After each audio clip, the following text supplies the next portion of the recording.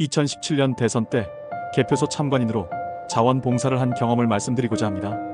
선거 개표 참관을 하고자 하는 목적은 두 가지였습니다.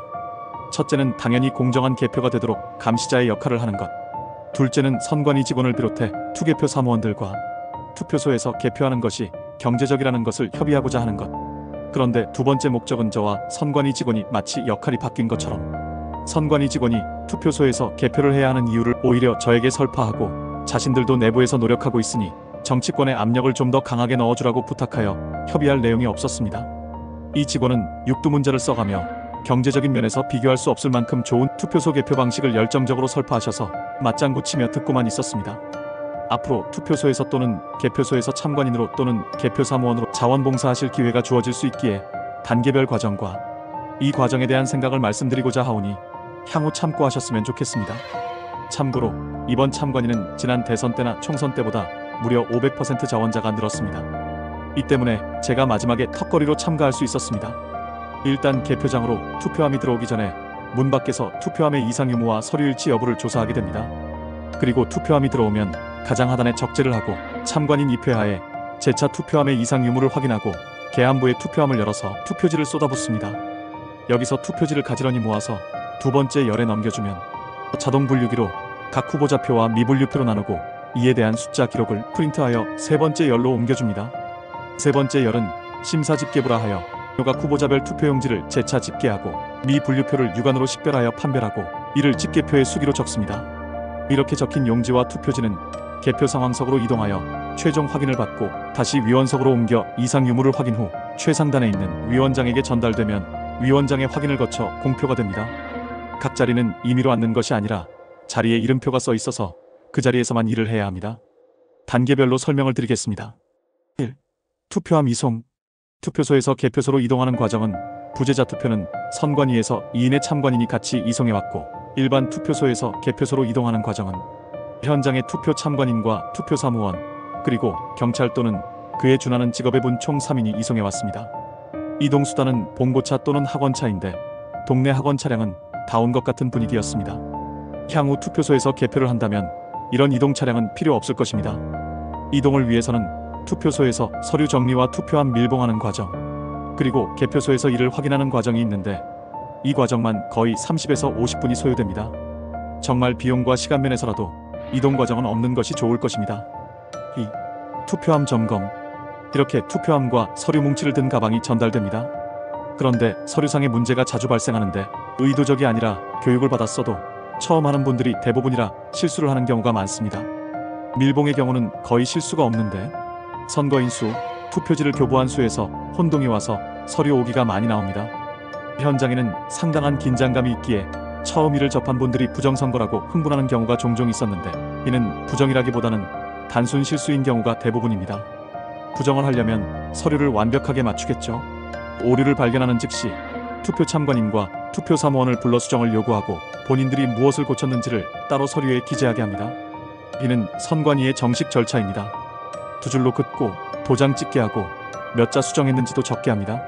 정정 확인서도 적게 하는데 투표사무원, 투표참관인, 개표참관인이 모두 사인을 해야 하기에 한번 오기가 발견되면 이로 인해 20분 정도는 금방 없어집니다.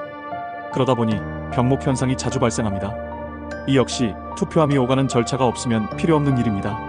참관인이 많고 꼼꼼히 살피다 보니 입구에서부터 지체가 일어납니다. 비가 와서 어떤 투표함은 비닐에 씌워져 오고 어떤 함은 비 맞고 오고 이렇게 와서는 여기서 투표함을 개표소로 집어넣고 가야 하는데 점검 과정이 길다 보니 한참을 기다려야 합니다. 3. 투표함 개봉. 투표함을 개봉하겠다는 선관위 직원의 방송과 함께 투표함 이상 유무를 참관인이 다시 확인한 후 투표함 개봉을 합니다. 제가 맡은 곳은 사전투표, 거소, 선상, 해외 투표 등 가장 손이 많이 가고 시간이 많이 소모되는 우편 개표부였습니다. 투표지가 모두 우편에 들어있어 이를 일일이 사람 손으로 자르지 않고 자동 재단기로 자릅니다. 파란 바구니에 잘린 봉투가 자동으로 들어갑니다. 이때 투표지를 접어 세로가 아닌 가로로 넣은 경우 투표지가 가운데로 잘리는 현상이 나올 수 있습니다. 이때는 투명 테이프로 현장에서 붙여 정상 투표지로 인식시킵니다. 봉투가 재단되면 사람들이 일일이 손으로 안에 있는 투표지를 꺼내는데 여기서 시간이 가장 많이 소모됩니다. 다른 곳은 그냥 부으면 되는데 우리 라인은 이런 과정을 거치다 보니 시간이 가장 오래 걸렸습니다. 여기서 특별히 주의할 점은 없습니다. 왜냐면 투표지 수량은 이후에도 3번에 걸쳐 확인 작업이 들어가기 때문입니다. 거소투표의 경우는 뇌장애나 손의 움직임이 불편한 노약자가 투표하는 경우가 많아 볼펜으로 표기하는 경우도 인정합니다. 4. 자동 분류 파트. 정리된 투표지는 자동 분류기를 통과하게 됩니다. 이 과정에 가장 많은 참관인이 모여 지켜봅니다. 각 후보자별로 투표지가 자동 분류되고 도장이 이상하게 찍힌 것들은 미분류표로 따로 모아집니다. 이때 유효 후보자별 득표수와 미분류표가 적힌 용지가 프린트되어 심사집계부로 넘어옵니다.